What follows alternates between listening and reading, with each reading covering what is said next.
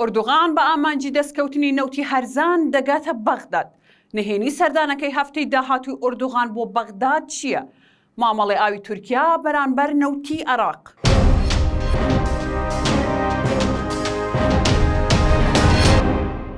هەفتەی داهاتوو دوای چاوەڕوانێکی زۆر سەرۆکی تورکیا سەردانی بەغداد دەکات و بە پێی زانیاریەکان هەر سێ پرسی نەوت و ئاو و پەکەکە ئەجندای کۆبوونەوەکان دەبن.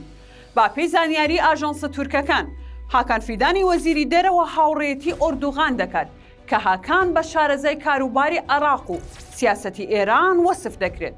لە هەمان کاتدا ئیبراهیم کاڵنی بەرپرسی میتیش هاوڕێیانە.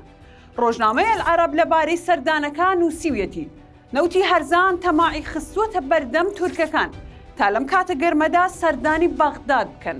پرسی هەناردەکردنەوەی نەوتی کوردستان یەکێکە لە بژاردەکانی تیمی تورکیا کە ئۆردوغان بە نیازە داوا بکاتەوە بە هەمان نرخی پێشوو کە لەگەڵ کوردستان گرێبەستی هەبووە نەوتی پێ بفرۆشرێتەوە. لا بەرامبەردا سوودان و عێراقیەکان گرفتی گەورەیان هەیە و ڕوبەڕووی قەیرانێکی کەم وێنەی ئاو بوونەتەوە. سوودانی دەیەوێت قەناعەت با خودی ئۆردوغان بکات تاوەکو ئاوی زیاتر بۆ عێراق بەربداتەوە.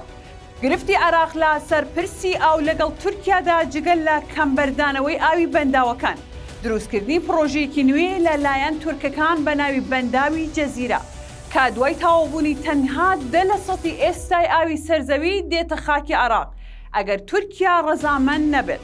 ئۆردوغان لەم سەردانەیدا سیاسەتی برسیکردن و ناچارکردنی بەرامبەر حکوومەتی عێراقی بەکارهێنا کاتێک محەممەد شیع سوودانی مانگی نیسان داوەتی کرد و ئەو مانگی تەمووز وەڵامی دایەوە. ئەوەش با جۆرێک بووە کە ڕاوێژکارەکانی پێیان گوتبوو لە ئێستادا کە مانگی نیسانە و دنیا سارد و فێنکە خەڵک گرفتی کەم ئاویان نییە و ئێستا بچێت بە دەست بەتاڵی دەگەڕێتەوە. بەڵام مانگی تەمووز لە عێراقدا قەیرانی ئاو هەیە و گەرمایە. حکوومەتەکەش لا ژێرگوشاری خەڵک و شەقامدایە و ئەو کات داواکاری چیت هەبێت بۆ جێبەجێ دەبن. تورکەکانیش هێندە بێنیازنی لە کاتێکدا ئەوان لاپرسی ڕاگررتنی نەوتی کوردستاندا مانگانە ملیاران دۆلار زەرەر دەکەن. بەهۆی بڕیارەکانی دادگای پاریسیش $1.5 دۆڕاون بە عێراق. لە مانگی ئۆکتۆبەریش کەیسی دووەم لە دادگای لەندەن دەجوڵێنرێت و با پێی پێشبینیەکان عێراق براوەی ئەو کەیسە دەبێت کە لە 400 لاپەڕا پێک دێت و بڕی سزاکەی لەسەر تورکیا $1.7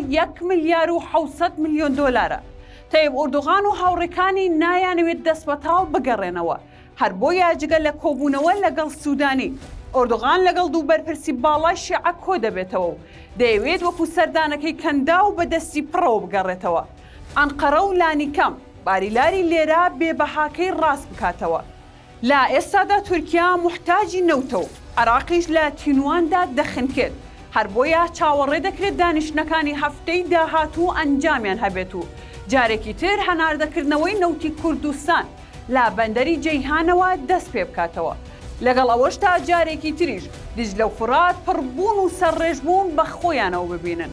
جگە لا پرسی نەوت و ئاو پەکەکەش بەشی سێمی دانیشتنەکان دەبێت و لەمەیاندا ئۆردوغان داوا دەکات سوودانی خۆی سەرپەرشتی دەرکردنی چەکدارانی پارتی کرێکارانی کوردستان بگرێتە ئەستە و نەیسپێرێت بە کەس.